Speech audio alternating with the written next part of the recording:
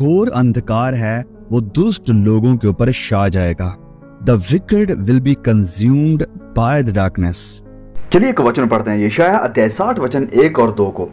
उठ, प्रकाशमान हो, क्योंकि तेरा प्रकाश आ गया है और यहोवा का तेज तेरे ऊपर उदय होगा।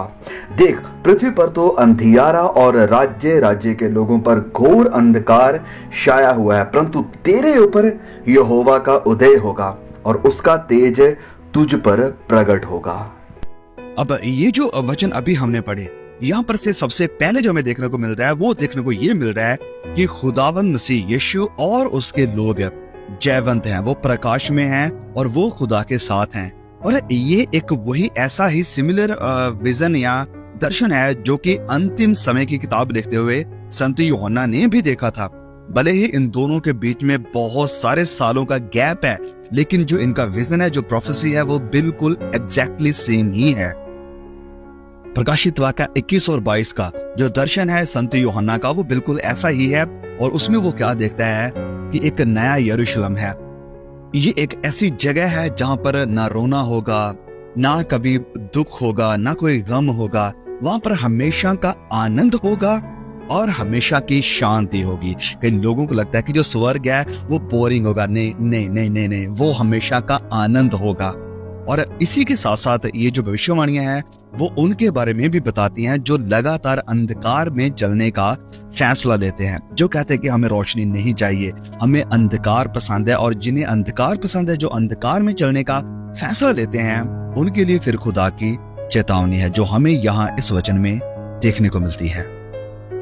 यशायाह कहता है कि पृथ्वी के लोगों के ऊपर अंधकार छा जाएगा, घोर अंधकार लोगों को ढांप लेगा या खत्म कर देगा।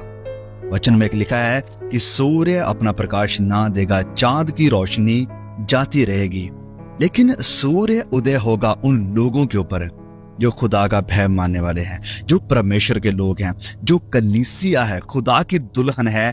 उनके लिए सूर्य उदय होगा, एक उम्मीद का सूर्य।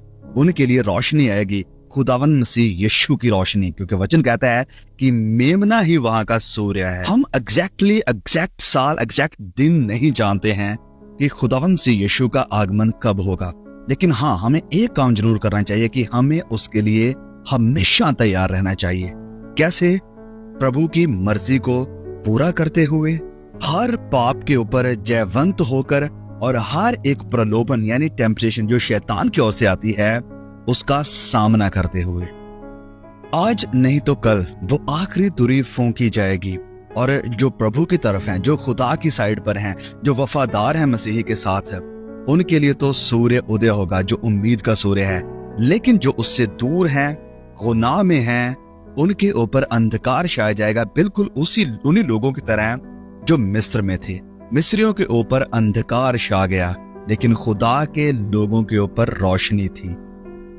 और अंतिम समय में भी जो लोग स्टबर्न हैं यानी कठोर हैं मन के और खुदा की बात को मानना नहीं चाहते हैं, उनके ऊपर इससे भी बदतर, इससे भी खतरनाक अंधकार छा जाएगा। एकदम दुनिया रुक जाएगी। लेकिन उम्मीद है उन लोगों के लिए, यस, एक आशा है उन लोगों के लिए जो खुदा मसीह यीशु के साथ चलते हैं, इस दुनिया में रोशनी बनकर चलते हैं और उस रोशनी में चलते हैं जो रोशनी खुदा का कलाम है। आपके लिए एक उम्मीद है, यस, जो मसीह यीशु से प्यार करते हैं उनके लिए उम्मीद है। लेकिन जो लगातार मसीह यीशु का इनकार करते हैं, खुदा के साथ चलना नहीं चाहते हैं, पाप से मोहब्बत रखते हैं, वचन कहता है कि घोर अंधकार में हमेशा के लिए उनका रहना होगा। जहां दांतों का पीसना होगा, जहां पर रोना होगा, वहां पर अंधकार के सिवाय कुछ भी नहीं होगा।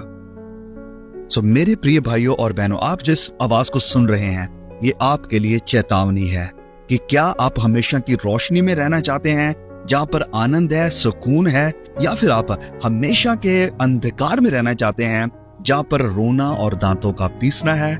You have to decide today. फैसला आज आपके हाथ में है।